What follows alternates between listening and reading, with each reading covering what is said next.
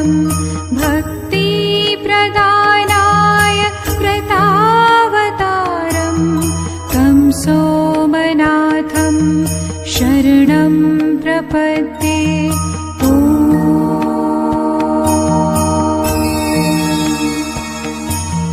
शिवं दयालुं कृपया विशालं पूर्णावतारं जगदेकनाथं वेदात्परं वेदमयस्वरूपं तं सोमनाथं शरणं प्रपद्ये।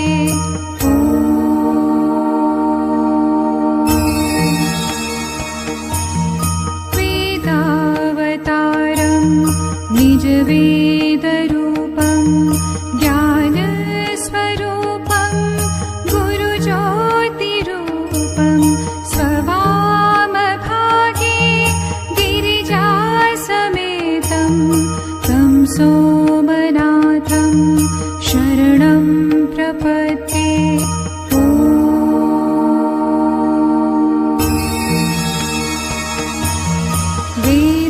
वेदान्तवाक्यं मुनिभिरगम्यं एतादृशं शम्भुमहं भजामि। सौराष्ट्रदेशे गुरुराजराजं तं सोमनाथं शरणं प्रपद्ये।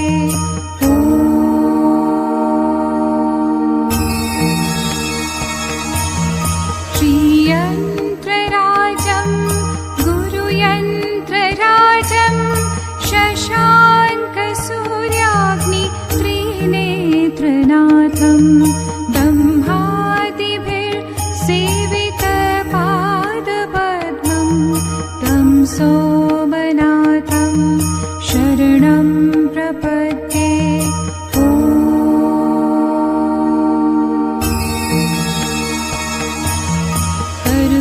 कर्पूरगौरं वृषभध्वजं च प्रभासनाथं गुरुदेवदेवं इन्द्रादिभिर्सेवितपादपद्मं तं सोमनाथं शरणं प्रपद्ये।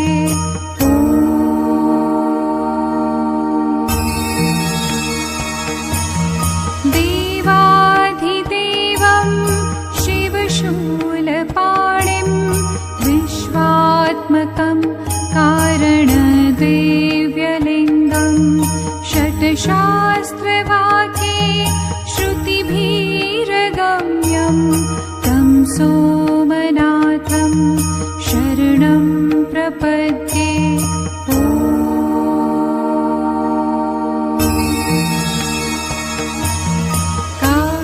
काव्यानिकान्तं मनोरमं च कण्ठे युगरलाङ्कितचन्द्रचूडम् आनन्दमूर्तिं करुणाकरस्थं तं सोमनाथं शरणं प्रपद्ये।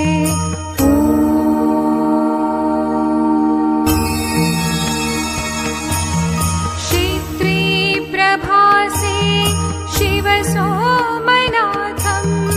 गङ्गाधरं पूतिधरं महेशं सोमेश्वरं पन्नगभूषणं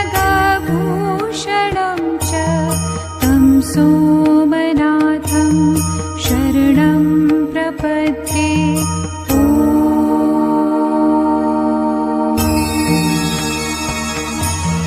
रुद्रेश्वरं शङ्करसिद्ध्यनाथं मङ्केश्वरं शङ्करकामनाथं दशाश्वमेधेश्वर भीमनाथं तं सोमनाथं शरणं प्रपद्ये।